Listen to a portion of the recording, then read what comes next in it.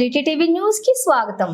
కార్మికుల demands day సందర్భంగా 10/7/2024 జడ్చర్ల స్థానిక తహసీల్దార్ కార్యాలయం ముందు సిఐటియు ఆధ్వర్యంలో ఏర్పాటు చేసిన ధర్నాలో సిఐటియు జిల్లా సహాయ కార్యదర్శి తెలుగు సత్తయ్య, ఆకుల వెంకటేష్, భాగ్య కృష్ణయ్య మాట్లాడుతూ కేంద్ర బీజేపీ ప్రభుత్వాలు వ్యతిరేక విధానాలను నిరసిస్తూ 4 లేబర్ కోడ్లను రద్దు చేయాలని, ప్రభుత్వ రంగ సంస్థల ప్రైవేటీకరణ ఆపాలి, కార్మికులందరికీ కనీస వేతనం 26,000 రూపాయలు ఇవ్వాలి, 73 షెడ్యూల్డ్ పరిశ్రమలు జీవోలను సవరించి సుప్రీంకోర్టు ప్రకారం పెరుగుతున్న ధరలకు అనుగుణంగా వేతనాలు పెంచాలని, ఆశా, మున్సిపల్, మధ్యాహ్న భోజనం, గ్రామ panchayat, anganwadi, school sweepers, mission Bhagiratha కార్మికులందరికీ గుర్తింపు కార్డులను ఇవ్వాలని, గ్రామ పంచాయతీ కార్మికులకు మల్టీపర్పస్ విధానం రద్దు చేయాలని, కొత్త పెన్షన్ విధానాన్ని రద్దు చేయాలి, పాత పెన్షన్ విధానాన్ని పునరుద్ధరించాలని, మీ సేవా కేంద్రంలో పనిచేస్తున్న ఉద్యోగులకు జీవో నెంబర్ 60 ప్రకారం కనీస వేతనాలు అమలు చేయాలని,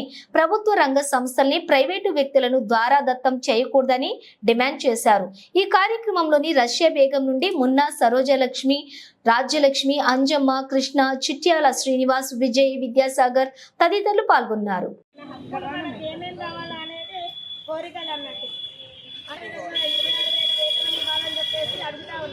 కానీ గత ప్రభుత్వం ఏం చేస్తుంది, ఎక్కడ ఆశా వర్కర్లు ధర్నాలు చేస్తే ఎక్కడ అరెస్ట్ చేయడం, ఎక్కడ అంగన్వాడీ టీచర్లు ధర్నాలు చేస్తే ఎక్కడ వాళ్ళని అరెస్ట్ చేయడం, బీఓఏలు మార్చి నుంచి ఏప్రిల్ వరకు 45 రోజులు ధర్నా చేస్తే మేము ఇస్తామని చెప్పి ఒప్పుకున్న ప్రభుత్వం ఈరోజు గద్దె దిగింది.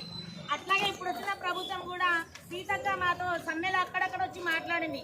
ఈరోజు గ్రామీణాభివృద్ధి శాఖ మంత్రి కూడా సీతక్కనే కాబట్టి అమ్మ మీరందరూ సమ్మె విరమించుకుంటే మా ప్రభుత్వం వస్తే మా ప్రభుత్వంలో మేము మీకు ఖచ్చితంగా 26,000 రూపాయలు చేస్తాం, అలాగే ఆశా వర్కర్లకు, అంగన్వాడీ టీచర్లకు ఇచ్చినట్లుగా మీకు కూడా డ్రెస్ కోడ్ ఇస్తాం, ఐడి కార్డు కూడా ఇస్తామని చెప్పేసి ఒప్పుకున్న సీతక్క కూడా ఈరోజు వరకు ఎలాంటి మళ్ళీ సమాచారం తీసుకొని రావడం లేదు. తర్వాత ఐడి కార్డు లేదు, డ్రెస్ కోడ్ లేదు, ఎట్లాంటి లేదు.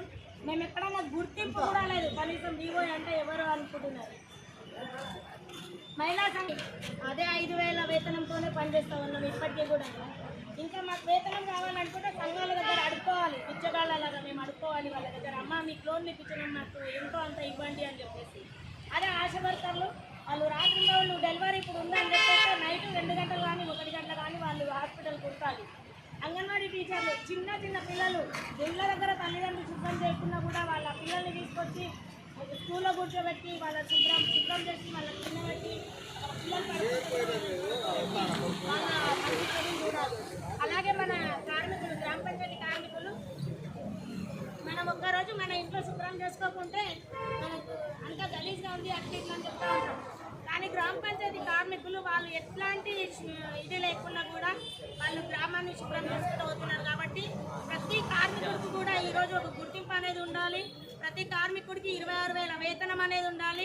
ఈ ప్రభుత్వం అన్ని విషయాల్లో ముందుండి మా కార్మికులందరినీ 20,000 వేతనం ఇవ్వాలని చెప్పేసి, అట్లాగే 20,000కు డ్రెస్ కోడ్, ఐడి కార్డులు అవి అన్నీ ఇవ్వాలని చెప్పేసి కోరుకుంటూ ముగిస్తున్నాం. కార్మికుల ఐక్యత, సమాన పనికి సమాన వేతనం అమలు చేయాలి. కనీస వేతనం 26,000 రూపాయలు రద్దు చేయాలి. 4 లేబర్ కోడ్లను